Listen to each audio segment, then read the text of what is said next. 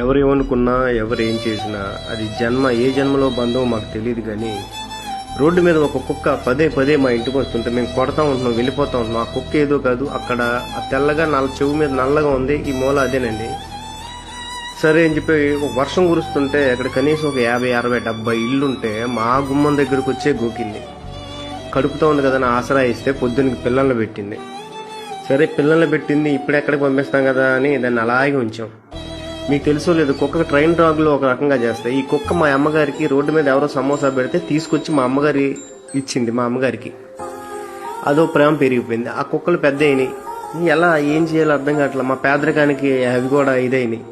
సరే పర్లేదులే, చిన్నపిల్లలే కదా అనుకుంటే సరే పెంచలేక కొన్నాళ్ళు వదిలేసిన తర్వాత అవి ఉండలేకపోయినాయి. అది ఎవ్వరు అన్నం పెడతల్లా, మా ప్రాణాలు కరిగిపోయినాయి. మమ్మల్ని వదిలి అయ్యి ఉండలేకపోతాయి. సర్లే అని చెప్పి తీసుకొచ్చి ఇంట్లో పెట్టుకున్నాం. ఈ కుక్కల గురించి మేము ఉన్న ఇల్లు కూడా ఖాళీ చేసేసి వేరే ఇంట్లోకి వచ్చాం. అయినా సరే పాప మా అమ్మగారు నోరు లేని కదా నాన్న, మంచి చెడు మనుషులకు తెలుసు కానీ నోరు లేనట్లుగా తెలియదు కదా అని చెప్పి ఓపిక లేకపోయినా చిన్నపిల్లలకి సేవ చేసినట్టు చేస్తున్నారు.